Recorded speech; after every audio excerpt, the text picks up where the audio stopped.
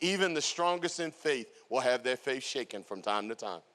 Even the strongest in faith. And faith is so essential for you on your journey with Jesus. In fact, Hebrews 11:6 says, without faith, it's impossible to please God. Romans 12:13 says, every one of us has been given a measure or divine deposit of faith. But here's what I need to tell you about that faith. That's not all the faith that you can have. And that the trials and the tribulations and all of the things that you endure in life and the things that you see and the things you experience are all about strengthening your faith muscle. Hello, somebody. Much like when you go to the gym, your muscles tear. The muscles actually tear. And the fibers are rebuilt stronger and stronger and stronger as you lift weights. Likewise, with you going through trials and tribulation, each one of those strengthens your faith. You thought you would die in the last trial. How many can look over your shoulder right now and see multiple places where if God didn't intervene, you wouldn't even be here right now? Come on. So when, not if, when you get into a season of a present day struggle, call forth those memories of God's deliverances, his healing, his provision, and use that to combat the discouragement in the moment that you're in, amen? The devil would love you picking through your past for all of the things that you did wrong so he can condemn you again, and you would be discouraged and shrink back. But what I'm telling you to do is have selective memories. Go back and reclaim all of the victories of the Lord, and then start speaking to yourself and speaking to your struggle today, amen? Come on, give the Lord a hand clap for that. That's good.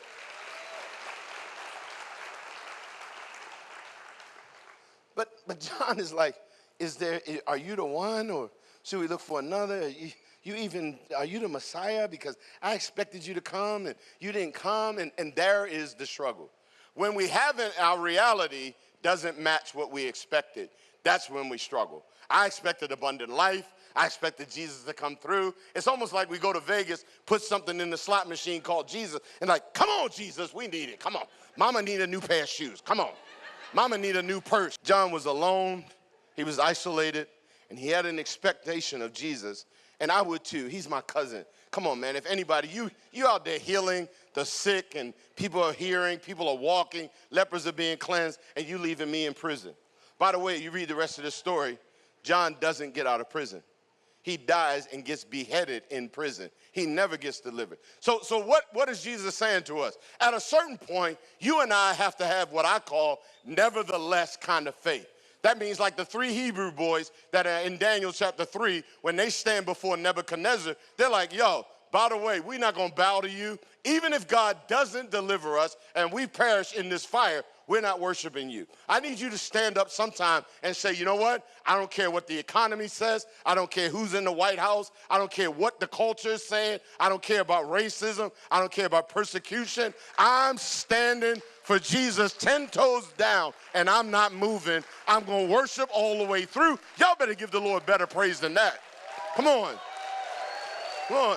Standing through it all.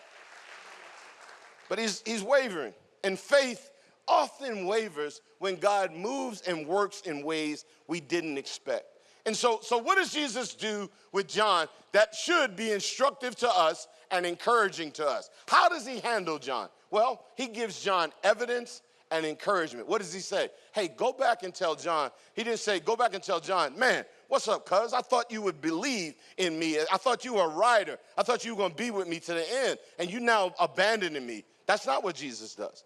In other places you find in the gospel, Jesus would say something to the disciples like this when they had little faith. He would say, oh, ye of little faith, how long will I be with this faithless generation? He would say stuff like that.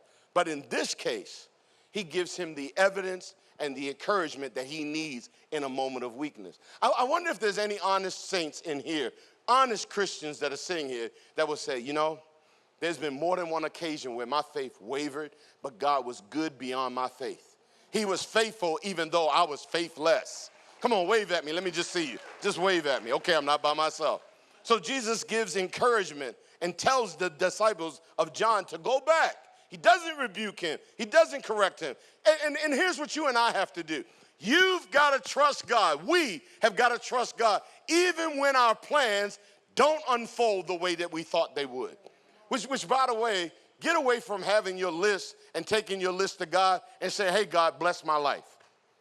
No, you're not. He's not your servant. You're his. He's not doing your will. You're doing his will. And we got to be in a situation where we're like, God, here's what I would like, but nevertheless, what you will be done in my life. Like I don't know. And by the way, you and I have driven our lives in a ditch all the time. It's better to let Jesus take the wheel anyway. Hello, come on, somebody. Let Jesus drive. Let him. He knows the way. He will shepherd you around every turn, every bend in your life, every situation. He will redeem and use it as a testimony of his grace in your life. Ultimately, you're going to be a trophy of grace. You're going to stand back and say, if it had not been for the Lord that was on my side, I would have died a long time ago. I'd have lost my mind. I'd be not in my right mind. I wouldn't be in anybody's church. Some of y'all right now sitting in church, your friends are back in the hood would be like, oh, man, I can't even believe that dude. He went and got spiritual. You need to go back and tell him, I didn't get spiritual. I met Jesus. Come on. It ain't just spirituality. It's a person named Jesus. Come on. Give him praise. Come on.